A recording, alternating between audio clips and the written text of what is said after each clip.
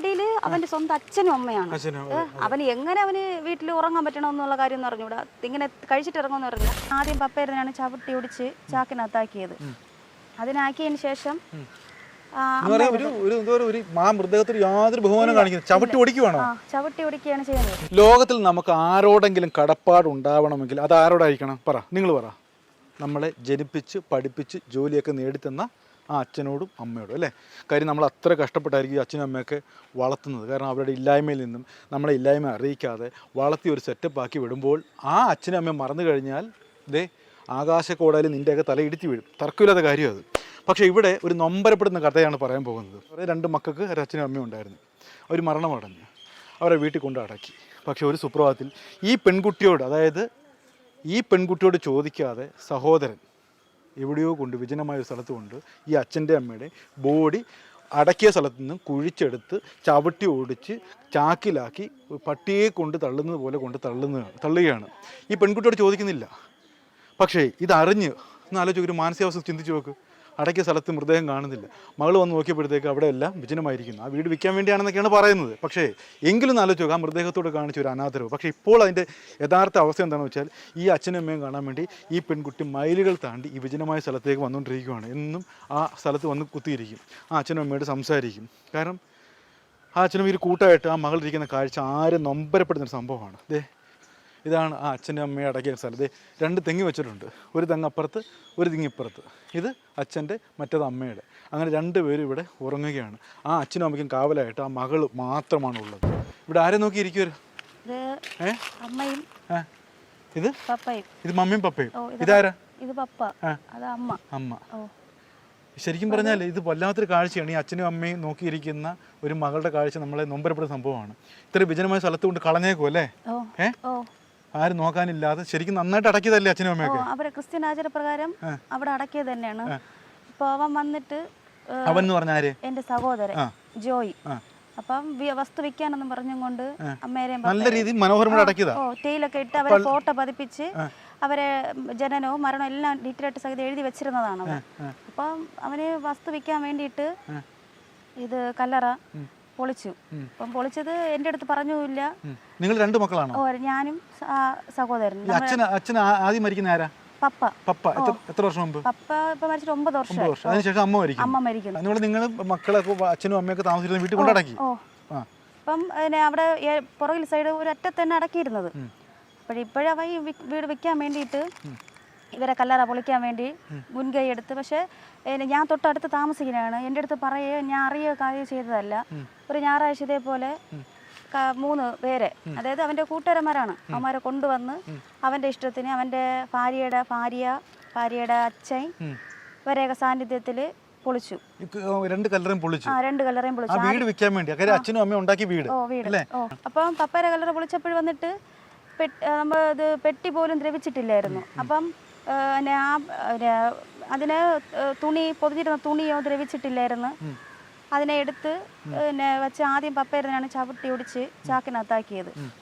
അതിനാക്കിയതിന് ശേഷം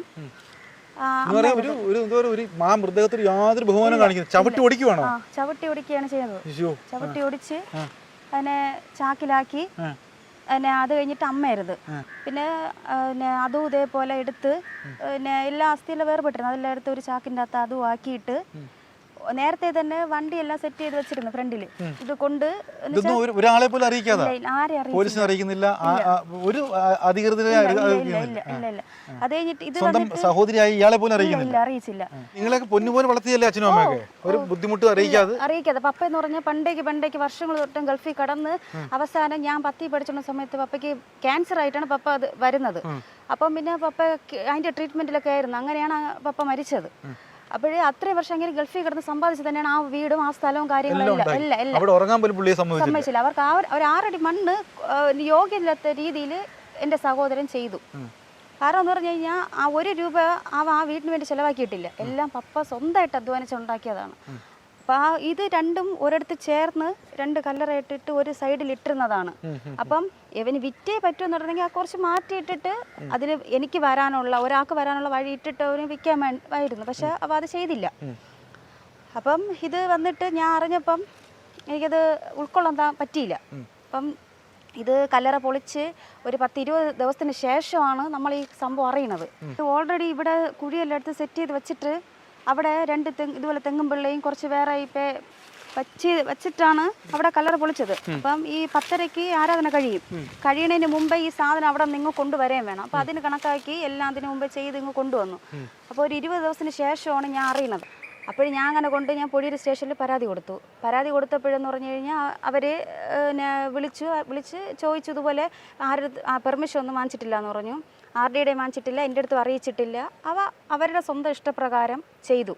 എന്നുവെച്ചാൽ അവൻ്റെ പ്രോപ്പർട്ടി കിടക്കുന്ന സാധനം അവൻ എന്ത് വേണോ ചെയ്യാമെന്നുള്ള അതേ രീതിയിലാണ് നമ്മുടെ സംസാരിച്ചതും അതേ രീതിയിൽ പൊളിച്ചു എന്ന് പറഞ്ഞു. അപ്പോഴും പിന്നെ സാറ് പറഞ്ഞു അതെ ഞാൻ കേട്ടു പൊളിച്ചു. അത് എന്ത് ചെയ്തു, ആ സാധനത്തെ എന്ത് ചെയ്തു എന്ന് ചോദിച്ചു. അപ്പോഴവൻ പറഞ്ഞു അവിടെ നിന്ന് പൊളിച്ച് അവൻ വാങ്ങിച്ച വസ്തുവിൽ കൊണ്ടുപോയി അടക്കിയെന്ന് പറഞ്ഞു. അടക്കിയെന്ന് പറഞ്ഞപ്പോൾ ഞാൻ പറഞ്ഞു അടക്കിയെന്നുള്ള പ്രൂഫ് ചോദിച്ചപ്പോഴാണ് ഒരു ശരിക്കും പറഞ്ഞ വിഷയം ഞാൻ കണ്ടായിരുന്നു. ഒരു മൃഗത്തെ പട്ടിയെ കൊണ്ട് ഇടുന്ന പോലെയൊക്കെ ഇടുന്നത്, വാരി വലിച്ചിടുന്നത് അല്ലേ? വേസ്റ്റ് എറിയും പോലെയാണ് കൊണ്ടെറിയുന്നത്. നിങ്ങളെ വളർത്തി വലുതാക്കി ഇത്രത്തോളം അല്ലേ ഒരു അച്ഛനും അമ്മയോടാണ് കാണിച്ചേക്കുന്നത്. പക്ഷെ ആ സമയത്ത് ഇതിപ്പം എന്നിട്ട് ആ പെൺഡ്രൈവ് നമുക്ക് കിട്ടിയത് പിന്നീട് ആ പെൺഡ്രൈവിലുള്ള വീഡിയോസ് ഒക്കെ കണ്ടപ്പോൾ ഇതാണെന്നുള്ള സംഭവം മനസ്സിലായത്. കാരണം എന്ന് പറഞ്ഞാൽ എൻ്റെ സഹോദരനും കൂടെ നിൽക്കുകയാണ്, ഇങ്ങനെ ചെയ്യണം. അവൻ്റെ മുമ്പ് വെച്ചാണ് സ്വന്തം അച്ഛനെ അമ്മയെ ഈ വിധത്തിൽ അവൻ ചെയ്തതും ഒക്കെ എല്ലാം ഇത് കണ്ടുകൊണ്ട് നിൽക്കണം. പിന്നെ നമ്മൾ പിന്നെയും കൊണ്ട് പരാതി കൊടുത്തു, അവിടെയും കൊടുത്തു, DSP ഓഫീസിലും കൊടുത്തു പരാതി. അപ്പോൾ പൊടിയൂർ സ്റ്റേഷനിൽ വിളിച്ചപ്പോഴേ അവർ പറഞ്ഞു എന്നുവെച്ചാൽ അവൻ്റെ പ്രോപ്പർട്ടി കിടന്ന സാധനം അവന് ചെയ്യാൻ വേറെ വിഷയമില്ല എന്ന് പറഞ്ഞു. അങ്ങനെ ഇരുന്ന സമയത്താണ് നെയ്യാറ്റിൻകരയിൽ നമ്മളെ വിളിച്ച് തിരിച്ച് അവിടെ പോയപ്പോഴാണെങ്കിൽ അവർ കാര്യം ചോദിച്ചു. നമ്മളിങ്ങനെ കാര്യം പറഞ്ഞു, ഇതുപോലെ എൻ്റെ അടുത്തും പറഞ്ഞില്ല, ആരുടെയും പെർമിഷൻ വാങ്ങിക്കാതെയാണ് ഇത് കല്ലറ പൊളിച്ച് മാറ്റിയതെന്ന് പറഞ്ഞു. എന്നിട്ട് ഇതുപോലെ ചവിട്ടി ഓടിച്ച് ചാക്കിലാക്കിയാണ് വേസ്റ്റ് എറിയും പോലെ കൊണ്ടെറിഞ്ഞതെന്ന് പറഞ്ഞു. അപ്പോൾ സാറാണെങ്കിൽ വന്നിട്ട് പിന്നെ വീഡിയോ കണ്ടിട്ട് ഉടൻ തന്നെ കേസെടുക്കാൻ വേണ്ടിയിട്ട് FIR ചെയ്ത് കേസെടുത്തു. അപ്പോൾ കേസ് ഇങ്ങനെ നടന്നുകൊണ്ടിരിക്കുകയാണ്. പക്ഷേ നമുക്ക് എന്താ പറയുക, അപ്പോൾ ശരിക്കും പറഞ്ഞാൽ പേരെന്ത് പറഞ്ഞു? എൻ്റെ പേര് അനിഷ. അനീഷയ്ക്ക് ഉറക്കം വന്നിട്ടില്ലല്ലേ? അച്ഛൻ്റെ അമ്മയുടെ മോൻ ഉറങ്ങുമല്ലേ? എന്ന് പറഞ്ഞാൽ കാരണം എന്ന് പറഞ്ഞാൽ ഒരു കുറവും വരുത്താതെയാണ് എന്നെയും എൻ്റെ സഹോദരനെയും അവർ വളർത്തി വലുതാക്കിയത്. എന്നിട്ട് അവർക്ക് 6 അടി മണ്ണിന് സ്വന്തം മണ്ണിൽ ഉറങ്ങാൻ ഭൂമി കൊടുത്തില്ല. അതാണ് സങ്കടമുള്ള കാര്യം. അതും പോയിട്ട് ഇവിടെ കൊണ്ടുവന്നത് ഇതുപോലെ തോന്നിവാസം കാണിച്ചു വെച്ചിരിക്കുന്നത്. ഇതിന്റെ അടിയിൽ അവന്റെ സ്വന്തം അച്ഛനും അമ്മയാണ്. അവന് എങ്ങനെ വീട്ടിൽ ഉറങ്ങാൻ പറ്റണമെന്നുള്ള കാര്യം എന്ന് പറഞ്ഞുകൂടാ, ഇങ്ങനെ കഴിച്ചിട്ട് ഇറങ്ങുമെന്ന് പറഞ്ഞില്ല. ഈ വീഡിയോ അന്ന് കണ്ടതിൻ്റെ അന്ന് തന്നെ എനിക്ക് വല്ലാത്തൊരു ഇതായിപ്പോയി. കാരണം എന്ന് പറഞ്ഞാൽ നമുക്ക് വീഡിയോയിൽ കണ്ടിട്ട് പോലും നമുക്ക് പറ്റണില്ല. അപ്പൊ ഇവന്റെ മുമ്പ് വെച്ച് ഇത് നേരിട്ട് ചെയ്തപ്പോൾ എങ്ങനെ ഇവൻ ചെയ്തു. പക്ഷെ ഇത് പണം എന്നുള്ള ഒറ്റ ലക്ഷ്യം മാത്രം കൊണ്ട് ചെയ്തു. ബന്ധങ്ങളൊന്നും അല്ല. പക്ഷെ പൈസ എങ്ങനെയും അവൻ ഈ കല്ലറ പൊളിച്ച് മാറ്റി. ഈ കല്ലറ പറഞ്ഞെന്ന് പറഞ്ഞാൽ ഈ കല്ലറ കിടക്കണ കാരണം അവൻ ആ വസ്തു വിൽക്കാൻ പറ്റാതെ ഇരുന്നു എന്നൊക്കെയാണ് സംസാരിച്ചത്. സ്റ്റേഷനിൽ പറഞ്ഞത് ഇങ്ങനെയാണ്. അപ്പോഴ് സാറ് ചോദിച്ചു അത് സാറ് ചോദിക്കുകയും ചെയ്ത്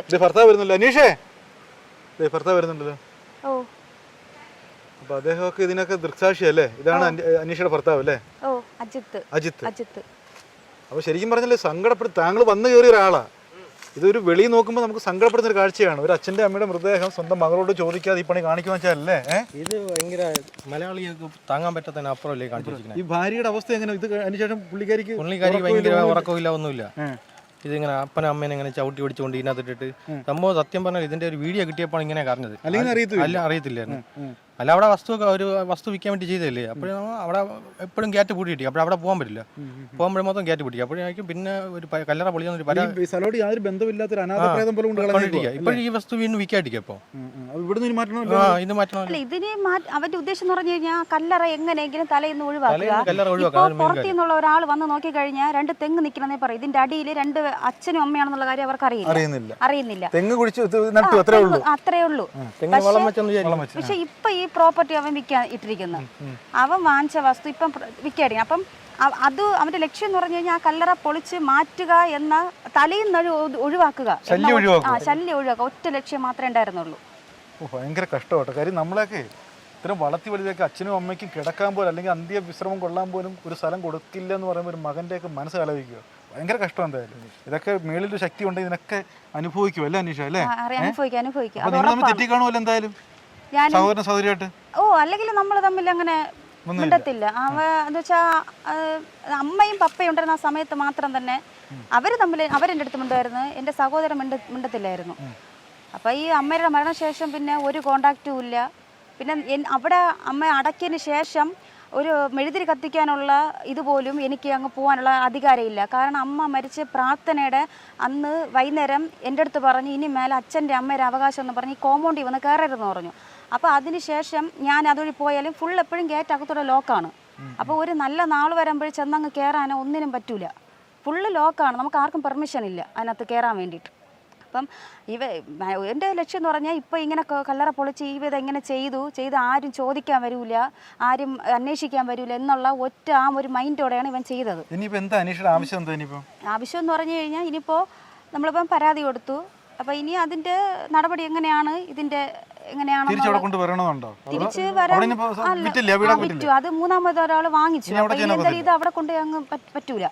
എങ്ങനെയാണ് അവർ ആദ്യം മരിച്ച സമയത്ത് അവർ അടക്കിയത് അതേപോലെ അച്ഛന്മാരെ വിളിച്ച് ആ രീതിയിൽ അവൻ ചെയ്യുക.